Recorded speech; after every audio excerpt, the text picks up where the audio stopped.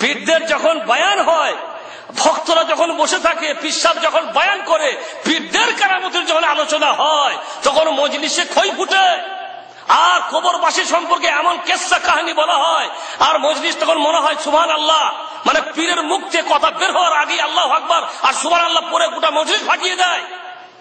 একটুকু চিন্তা করে না যে হুজুর বলছে কি আর আমরা শুনছি কি, সত্যতা কি যাচাই করে না, ঠিক বা ঠিক বিবেচনাও করে না। আপনাকে চিন্তা করতে হবে, যখন কোনো কথা কেউ বলছে তখন সেই কথাটা কোরআন হাদিসের আলোকে কতটা সত্য কতটা মিথ্যা এটা যাচাই করতে হবে। কিন্তু এরকম মানসিক চিন্তা আমাদের নেই। এখন মনে করলেন কিসসা কাহিনী রটানো হচ্ছে, কবরে মারা গেছে বাগদাদের একজন মানুষ, কবরে দাফন হয়েছে।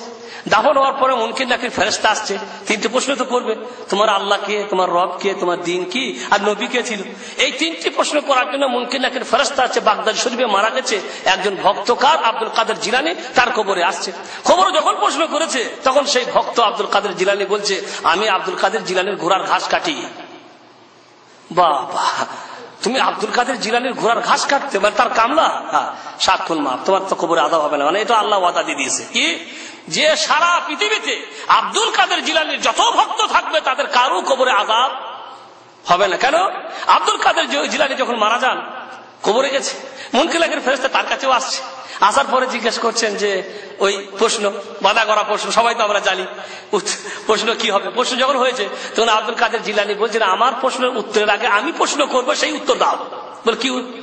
বলে আল্লাহ যখন আদমকে সৃষ্টি করতে চাইলেন তখন তোমরা বাধা কেন দিয়েছিলে? সুবহানাল্লাহ, ফেরেশতা ফেরে পড়ে গেল। তাহলে এমন জব্বর বান্দা উল্টো প্রশ্ন করে বসলো, তো এই প্রশ্নের উত্তর তার ফেরেশতাদের কাছে নাই। কারণ ফেরেশতারা ততটুকুই জানে যতটুকু আল্লাহ তাদেরকে শিখাই দেন। এখন উল্টো প্রশ্ন করেছে, তোমরা আদম সৃষ্টি করার সময় তোমরা বাধা কেন দিয়েছিলে? এখন ফেরেশতা তো ফিরে গেল আল্লাহর কাছে, হে আল্লাহ, তোমার এক জব্বর বান্দা কবরে আসছে, আমার প্রশ্ন, আমাদের প্রশ্নের উত্তর দেওয়ার পূর্বেই এক প্রশ্ন করে বসছে। এখন এই প্রশ্নের উত্তর তো আমরা আল্লাহ জানি না। বলে কি প্রশ্ন? বলে এই প্রশ্ন। ওই প্রশ্নের উত্তর দিতে পারবে না, যাও। ও জব্বর বান্দা আব্দুল কাদের জিলানী যাতে চারটিখানি কথা না, বলে আব্দুল কাদের জিলানী, পীরানে পীর দাস্তেগীর আব্দুল কাদের জিলানী। এই কথার অর্থ বুঝেন?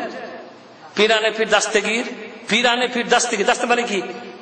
দাস্তে মানে হাত, দাস্তে মানে পীরানে পীর মানে পীরের পীর, সব থেকে বড় পীর তো পীরানে পীর, সব থেকে বড় পীর। দাস্তেগীর, দাস্তে মানে হাত, গীর মানে ধরা, হাত ধরা। কেসা কেমন জানেন? শর্টকাট, কেসা বড় বিরাট। আল্লাহ আর আব্দুল কাদের জিলানী যাইতেছিলেন, আল্লাহ আর আব্দুল কাদের জিলানী যাইতেছিলেন, হঠাৎ করে আল্লাহর পায়ের পদস্খলন ঘটে, আল্লাহ পড়ে যাবে এরকম উপক্রম, চট করে আব্দুল কাদের জিলানী আল্লাহর হাত ধরেছে, আল্লাহ পড়া থেকে বেঁচে গেলেন। ইন্না লিল্লাহি ওয়া ইন্না ইলাইহি রাজিউন। বুঝতে পারলেন? আল্লাহকে পড়া থেকে বাঁচাই দিলেন কে? আব্দুল কাদের জিলানী, পীরানে পীর।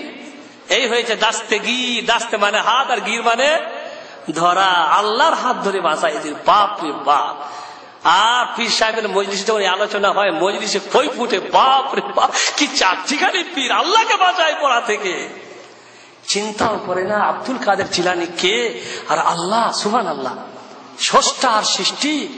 অসহায় বান্দা যারা মানুষের কিছুই করতে পারে না, আল্লাহর কাছে পোকা কিছুই না, সে আল্লাহর হাত ধরে বাঁচায়। সব থেকে বড় কথা হচ্ছে যারা বলে তাদের বেকুব, যারা শুনে, শোনার পরে কি করে? বিশ্বাস করে। এখন ফেরেশতাদেরকে আল্লাহ বললো, আমার জব্বর বান্দা বাবা, তোমরা আবার উত্তর দিতে পারবে না, এখন যাও তার কবরে, ও যা বলবে তাই মেনে নিবে, যাও। ফেরেশতারা আসলেন আব্দুল কাদের জিলানীর কবরে, এসে বললেন, ভাই এই কি বলে আপনার? আল্লাহ তাআলার কাছ থেকে আমরা কোনো উত্তর পাইনি, তবে এতটুকু পাইছে, আপনি যা বলবেন তাই মেনে নেব। তখন আব্দুল কাদের জিলানী বললেন যে সারা পৃথিবীতে যত আমার ভক্ত হবে তাদের কারো কবরে আযাব যেন না হয়। বাস, আল্লাহ রাব্বুল আলামিনের বান্দাদের যারা আব্দুল কাদের জিলানী হবে তাদের কবরে আযাব হবে না। তাই এই ঘোড়ার ঘাস কাটার লোক বললো, আমি আব্দুল কাদের জিলানীর ঘোড়ার ঘাস কাটি, বাস। আর কি অসুবিধা? আমার বলার উদ্দেশ্য ভাইরা আমার, কেসসাগুলো বর্ণিত হচ্ছে, কাণ্ডগুলি ঘটছে কবরের মধ্যে। পিসাব বর্ণনা করছে না আল্লাহর এই জমিনে মানুষ জ্ঞানী বান্দাদের কাছে একটাও চিন্তা করছে না কবরে যদি কাণ্ডগুলো ঘটলো, হে পিসাব তোমাকে এই কথা কে বয়ান করে গেল? জিবরাইল কোন ফেরেশতা আসছিল তোমার কাছে? চিন্তা করে কেউ? কেউ ভাবে না। বাস বর্ণনা করে দিল আর শুনে নিল আর হাততালি দিল, বাপ রে বাপ, জব্বর পীর, তার মুরিদ হলেই আমাদের কবরে আর আযাব হয় না। সবচেয়ে বোকা হচ্ছে আমরা, কবরে কাণ্ড ঘটে আর আমরা সেগুলি আল্লাহর জমিনে বান্দারা লেখে আমাদের কাছে পরিবেশন করে আর আমরা বিশ্বাস করি যে হতেও পারে। এখন একজন হুজুর সাহেব খুব নবীর শানে দরুদ পাঠ করে। আমাদের তো দরুদ জানেন কেমন দরুদ হয়, আমাদের তো বিভিন্ন বানাওয়াটি দরুদ, ইয়া নবী সালাম আলাইকা, আর অমুক ইয়া হাবিবুল্লাহ সালাম আলাইকা। তো এরকম ভাবে উর্দুতে এক হুজুর সাহেব তাকরির করছে। তাকরির করতে করতে বলছে মুস্তফা জানে রহমত পে লাখো সালাম, পড়ো দরুদ, মুস্তফা জানে রহমত পে লাখো সালাম। তখন সবাই পড়ছে, পড়তে পড়তে ঝোঁকে বলছে যে আল্লাহ নবীর যুগে ফেরেশতারাও পর্যন্ত কি বলে, আল্লাহ নবীর সাহাবারা পর্যন্ত এই দরুদ পড়তো। কি দরুদ? মুস্তফা জানে রহমত পে লাখো সালাম, তারা এই দরুদ পড়ছে। এখন একজন মজলিস থেকে উঠে বলছেন, হুজুর আল্লাহ নবীর এই যে সাহাবীরা ওরা কি উর্দু ভাষা জানতেন নাকি? তখন হুজুর বলছে ওকে বার করো, ওই ওয়াহাবি, ওই ওয়াহাবি। বুঝতে পারলেন? ধরার লোক ঠিকই ধরছে যে ওরা তো উর্দু জানতো না, তো এই উর্দু কি করে দরুদ শরীফ হতে পারে? এগুলা বলা হয় ধরা। এইভাবে মানুষকে ধরা উচিত।